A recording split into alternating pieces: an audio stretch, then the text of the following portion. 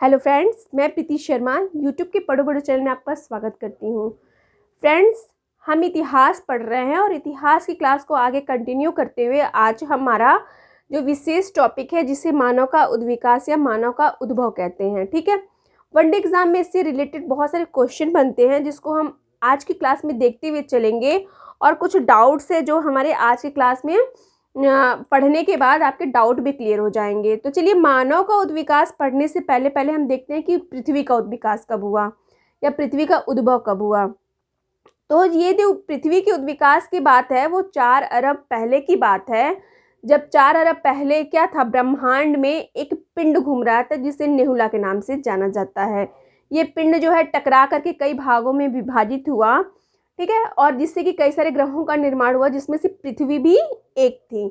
ये पृथ्वी में क्या था, प्रारंभ में ये आग का गोला थी। ठीक है, बहुत वर्षों बाद इस पे बारिश हुई और जो गड्ढे वाले स्थान थे वहाँ नदियों और समुद्रों का निर्माण हुआ और जो ऊंचे वाले स्थान थे वहाँ पे पहाड़ों और पर्वतों का निर्माण हुआ। धीरे धीरे कुछ वर्षों बाद क्या हुआ, इसमें जीवों की उत्पत्ति हुई और जीवों की उत्पत्ति के बाद मानव का उद्विकास हुआ या मानव का उद्भव हुआ।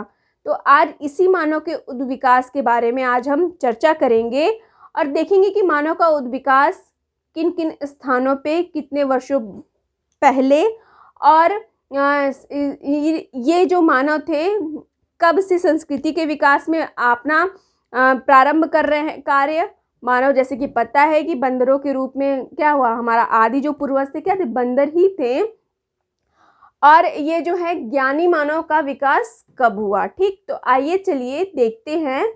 अब देखिए कि हमारा जो है मानव का उद्विकास की जो है विषय में दो मत हैं। एक तो ईश्वरीय मत है कि ईश्वर ने मानव का उद्विकास किया और एक जो है मत है उद्विकासवादी मत।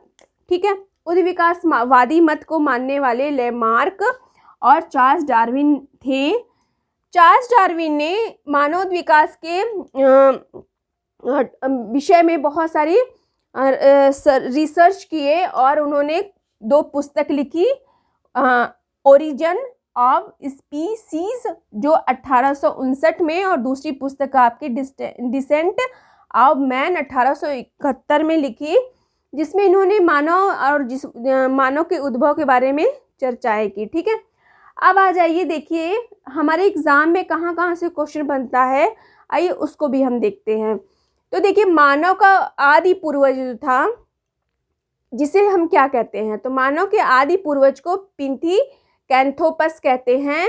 ये आपके एग्जाम में अक्सर पूछा जाता है, तो आपको ये चीज़ें ध्यान देनी होगी कि मानव का आदि पूर्वज कौन था, पिंथीकैंथोपस था। ठीक है, अद्यतन मानव किसे कहते हैं, अद्यतन मानव आपके चाम्सलैंड को कहा जाता है। ठीक है, फिर कहा जाए कि प्रारंभिक मानव का आदि पूर्वज कौन था, तो यहाँ पे देखिए आपको कंफ्यूजन क्लियर होने के लिए बता देते हैं कि यहाँ पे मानव का आदि पूर्वज पूछ रहा है जिसको हम पिंथीकैंथोपस कहते हैं, और प्रारंभिक मानव जब पूछेगा प्रारंभिक मानव का आदि पूर्वज कौन था, तो निएंडरथल था। ठीक है, तो ये चीज़ें कन्फ्यूज़न आपकी यहाँ पे दूर हो गई और ये दोनों ही क्वेश्चन बराबर वनडे एग्जाम में पूछे जाते हैं। तो ये आप क्लियर रखिए कि मानव का आदि पूर्वज पिंथीकैंथोपस था और प्रारंभिक मानव का आदि पूर्वज निएंडरथल था। ठीक है, आइए इसी कड़ी में हम लोग आगे बढ़ते हैं और देखते हैं कि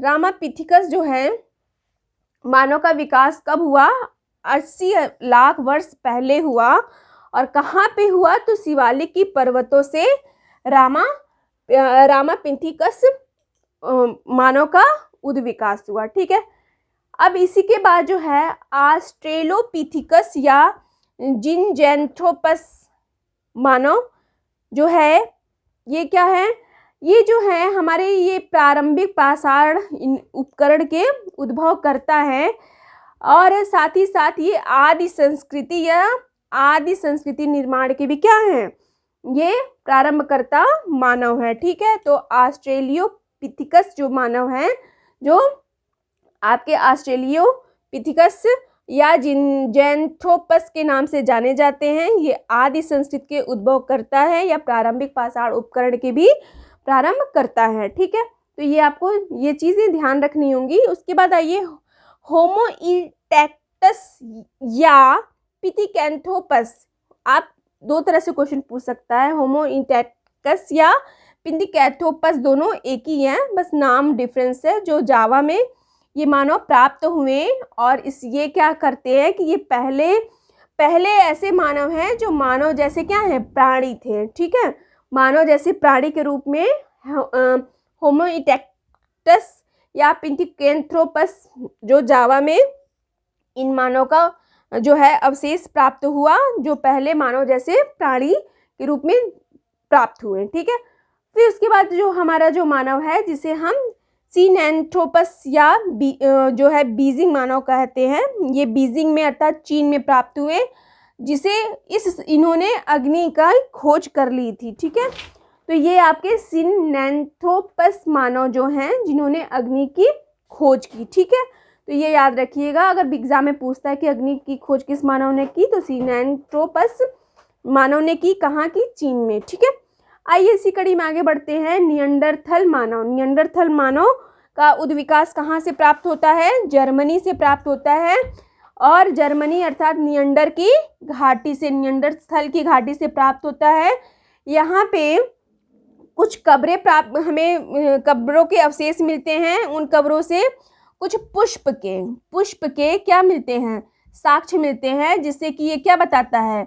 ये पारलौकिक जीवन के बारे में बताता है कि जो हमारे निएंडरथल मानव थे वो पारलौकिक जीवन को मानने वाले मानव थे। ठीक है, अब आइए उसके आगे जो है बहुत ही इम्पोर्टेंट टॉपिक है और इससे संबंधित हमेशा क्वेश्चन बनते हैं कि सबसे जो ज्ञानी मानव है अर्थात हेमोसेपियंस जो मानव, जिसे सीपियंस भी कहते हैं, ये दक्षिण अफ्रीका से प्राप्त इनके क्या है, कुछ साक्ष्य मिले हैं। 3 लाख वर्ष पहले ही हमें इनसे कुछ संबंधित साक्ष्य मिले हैं दक्षिण अफ्रीका से, और जिसे हम हेमोसेपियंस, ठीक है, हेमोसेपियंस या सैम्पियंस मानव कहते हैं। ये मानव सब क्या है, ये जो मानव है किस लिए इम्पोर्टेंट है? इन मानव को ज्ञानी मानव के रूप में जाना गया। ठीक है, यहीं से ज्ञानी मानव की शुरुआत होती है। तो ये आप क्लियर रखिएगा कि हेमोसेपियंस क्या है? ज्ञानी मानव है। ठीक है, तो ये एग्जाम में इससे भी क्वेश्चन बन जाता है, ज्ञानी मानव, इसमें से कुछ ऑप्शन दे देगा, तो आपको वो याद रखना है कि हेमोसेपियंस जो है ज्ञानी मानव के रूप में जाने गए। ठीक है, इनकी यहाँ पे 3 प्रजातियाँ प्रमुख हैं, जिसमें आपके पहला है क्रोमोनन, दूसरा है ग्रीमाल्डी और तीसरा आपका चार्ल्स लैंड मानव है। तो देखिए क्रोमोनन जो मानव है ये प्रारंभिक होमोसेपियंस थे। ठीक है, जो तीसरा वाला चार्ल्स लैंड है, ये चार्ल्स लैंड अद्यतन होमोसेपियंस मानव थे। तो इस तरह से आप देख सकते हैं कि मानव का जो उद्भव हुआ वो किन किन स्थानों से और कहाँ कहाँ से, कितने वर्षों पहले, और इनकी क्या क्या विशेषता रही है। ठीक है, तो आई होप आज का क्लास आपको समझ में आया होगा, और एग्ज़ाम में इससे कहाँ कहाँ से क्वेश्चन बनता है ये भी आपको आज हमने बताया, और इससे आपको काफ़ी जानकारी प्राप्त हुई होगी। तो चैनल पे बने रहें, और नेक्स्ट वीडियो में हम आपको प्रागैतिहासिक काल से संबंधित कुछ विषय वस्तुओं को बताएंगे। साथ ही साथ हमारे इतिहास की जानकारी के स्रोत में हमने आपको पुरातात्विक कुछ साक्ष्य के बारे में बताए थे, जैसे सिक्कों के बारे में बताया था, और आपके जो शिलालेख वगैरह, जो कह सकते हैं कि जो हमारे अशोक के संबंधित जो है प्रमुख जो है अभिलेखों के बारे में हम पढ़े थे। और इसी कड़ी में हम लोग आगे पढ़ेंगे जो हमारा साहित्यिक स्रोत पढ़ेंगे, और साहित्यिक स्रोत में जो आपके भारतीय और विदेशी यात्रियों से प्राप्त जो साहित्यिक स्रोत प्राप्त हुए हैं, तो उनके बारे में हम लोग अध्ययन करेंगे। तो चैनल पे बने रहें, तब तक के लिए नमस्कार, धन्यवाद।